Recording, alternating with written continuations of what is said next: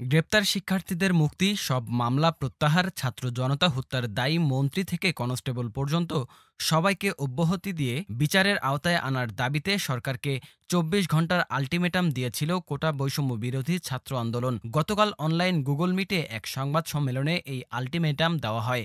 সংবাদ সম্মেলনে নিজেদের কর্মসূচি ঘোষণা করেন বৈষম্য বিরোধী ছাত্র আন্দোলনের সমন্বয়ক আব্দুল হান্নান মাসুদ।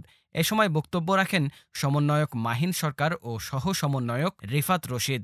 তাদের বক্তব্যে অন্য সমন্বয়কদের সমর্থন আছে কিনা এমন প্রশ্নে তারা জানান, নতুন কোনো কিছু বলা হচ্ছে না। সমন্বয়কদের আগের অবস্থানের আলোকে আমরা কথা বলছি, কারণ তারা কেউ হেফাজতে আছেন, কেউ নিরাপত্তার কারণে যোগাযোগ করতে পারছেন না।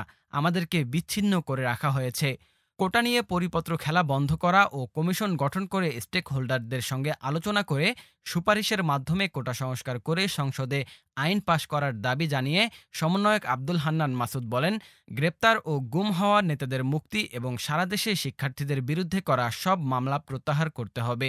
গণহত্যার সঙ্গে জড়িত মন্ত্রী থেকে শুরু করে পুলিশ কনস্টেবল সহ জড়িত সকলের অব্যাহতি এবং আইনের আওতায় নিয়ে আসতে হবে। বলা হয়েছিল, আগামী ২৪ ঘণ্টার মধ্যে এসব দাবি মানা না হলে কঠোর কর্মসূচি দিয়ে মাঠে নামবে শিক্ষার্থীরা।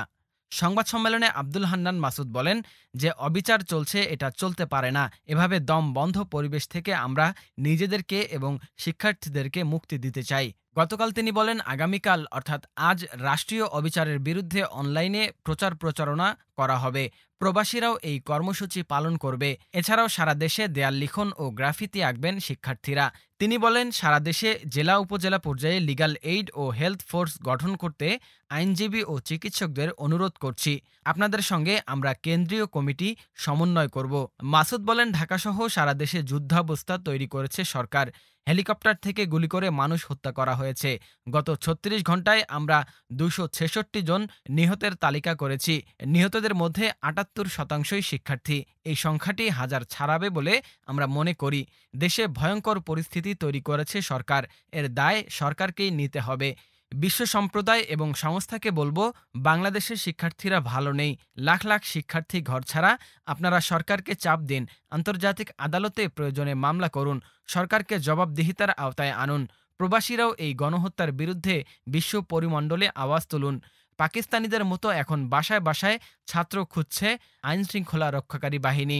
রিফাত রশিদ বলেন, সরকার শান্তিপূর্ণ আন্দোলনকে সহিংস করেছে।